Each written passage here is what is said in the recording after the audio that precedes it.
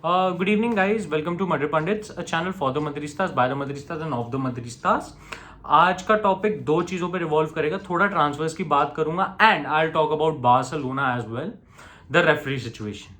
तो आते हैं स्ट्रेट अप टॉपिक पे. तो मैं पहले बार्सिलोना के साथ स्टार्ट करना चाहूंगा. तो न्यूज आई है डियो रियाज से कि बार्सिलोना हैड पेड 2016 से 2018 के बीच में 1.14 मिलियन टू रेफरी. जो रेफरी के वाइस प्रेसिडेंट होते हैं, जो ओवरऑल रेफरी एसोसिएशन होते हैं, उनके वाइस प्रेसिडेंट को टू कंडक्ट अ सर्वे. ये जो कह रहे हैं Barcelona fans. First of all मेरा आप लोगों से यही सवाल है कि क्या कोई 1.4 या 1.14 जो दो अमाउंट्स बोली जा रही हैं पे करता है फॉर सर्विस कि उनके अगेंस्ट कोई डिसीजंस ना जाए. जहां पे आके वाइस प्रेसिडेंट जब ये बोल रहा है कि बार्सिलोना ने मेरे को 1.4 मिलियन दिए हैं फॉर सर्विस, क्या वो सच है, क्या वो झूठ है? इसका आंसर मैं सिंपली आपको ये बोल सकता हूं कि क्लैरिटी नहीं है इस पे. फर्स्ट ऑफ ऑल आपको ये देखना पड़ेगा कि वो सोर्स कैसा है. लोग कहेंगे मड्रिड सोर्स है तो मड्रिड बेस्ड न्यूज डालेगा वो, इसलिए बार्सिलोना को डिमीन कर रहा है. आप ये भी देखिए, it's not just one source, multiple sources. एक पीस ऑफ पेपर भी अभी बाहर आया है विच क्लियरली शोज कि हाँ ट्रांजैक्शंस हैव बीन मेड. कुछ व्हाट्सएप मैसेजेस भी आए हैं but I am not sure about those WhatsApp messages. ये आप लोग ध्यान से सुन लिए कि I am not sure about those WhatsApp messages. First of all जो चीज देखी जाए वो ये है कि अगर 1.4 मिलियन पहले दिया गया है तो why did it come out so let. अच्छा ठीक है, ऑफ कोर्स इन्वेस्टिगेशन में टाइम लगता है, बट उसका आंसर ये देना कि ये सर्वे में लगे, I think this is a very wrong answer given by Barcelona in general. I personally thought कि इससे बेटर कुछ आंसर देगी, but survey it's very wrong. क्योंकि अब ये लग रहा है एक ब्लेटेंट लाई मारी है, क्योंकि सर्वे के लिए कोई इतना पैसा नहीं देता. कुछ लोग ये कहेंगे कि रियल मैड्रिड भी देती है, बट प्रूफ. तो वो सारी चीजें आ रही हैं. यहां पे लोग कह रहे हैं कि नहीं यार बार्सिलोना ने कभी कुछ गलत नहीं किया. कुछ लोग ये भी कहेंगे कि most number of penalties Barcelona को दी गई. यार देखो, जब तक और क्लैरिटी नहीं आएगी आप इस पे ओपिनियन नहीं ड्राइव कर सकते. जो लोग कह रहे हैं बस सर्वे के लिए, वो भी गलत है. जो लोग ये कह रहे हैं कि नहीं बार्सिलोना को रेलीगेट कर देना चाहिए, वो भी गलत है. यहां पे ओपिनियंस हो सकते हैं बट आपका एक करेक्ट आंसर नहीं है अभी चीजों का, क्योंकि क्लैरिफिकेशन में थोड़ा और टाइम लगेगा. आप देखो इन डेप्थ अगर हर एक चीज के जाओगे तो एक जो गवर्नमेंट प्रोसीजर है या फिर एक सेंट्रल प्रोसीजर है उसके लिए काफी ज्यादा टाइम लगता है. एंड आई थिंक इस केस के और इस सिनेरियो में इट विल टेक टाइम, और ये कोई जल्दी हमें रिजल्ट नहीं मिलेगा इसका. ये 1-2 साल में भी हो सकता है. अगर हाँ इफ प्रूवन गिल्टी, अभी मेरे हिसाब से Barcelona are not proven guilty. मैं अभी बोल रहा हूं नॉट प्रूवन गिल्टी, एम्फेसिस भी दे दिया.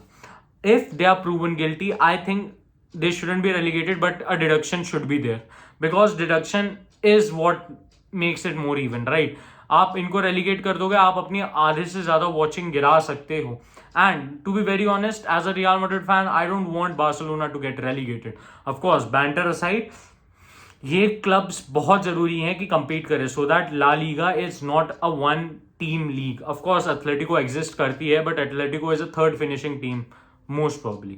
यहाँ पे थोड़ा और अगर मैं आइडिया दूं इस पे, तो ऑफकोर्स ला लीगा क्लब्स ये जरूर बोलेंगे कि if they were paying this ये वो, तो वी आर अगेंस्ट इट. और करंटली सिचुएशन अगर देखी जाए, ईएसएल भी इन्वॉल्व है यहाँ पे.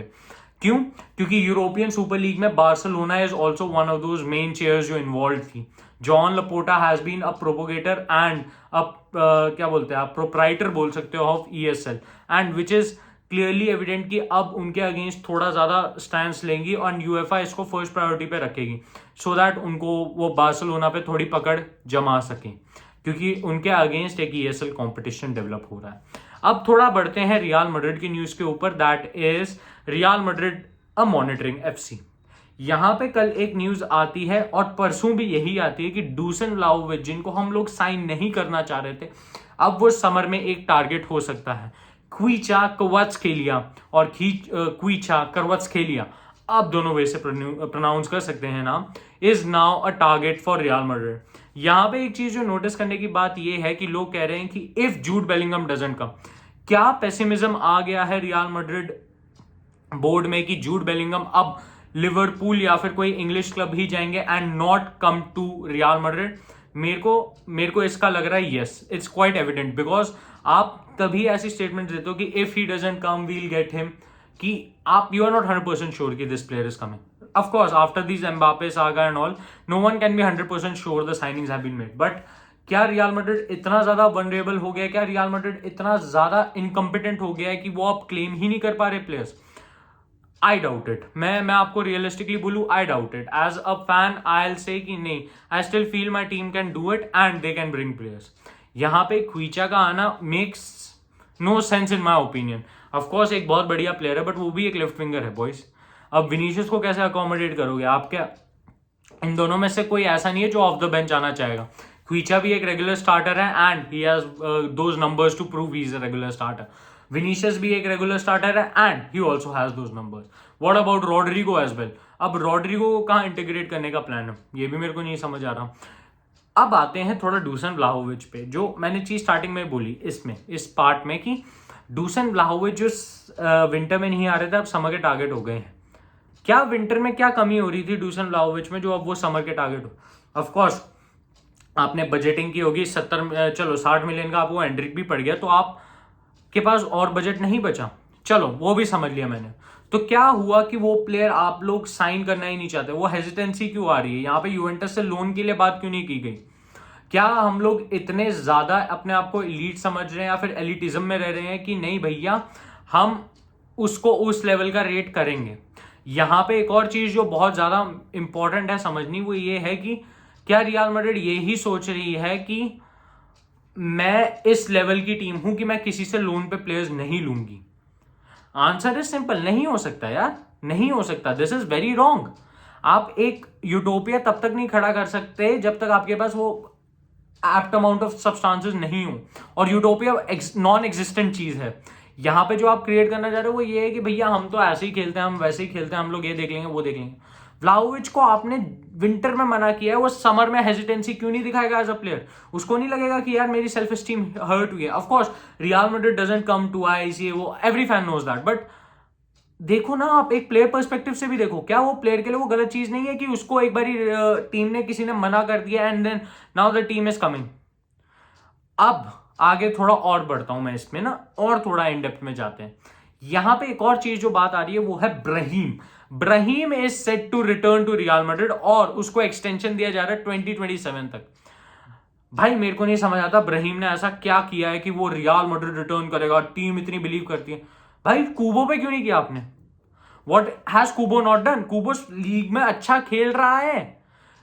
ब्राहीम गेम्स नहीं स्टार्ट करता यार मिलान के. ऑफ कोर्स लोग कहेंगे नहीं भैया उसने तो अभी स्पर्स के अगेंस्ट गोल मारा. व्हाट द हेल, बाकी गेम देखो ना यार. He is not starting, he is not a regular starter.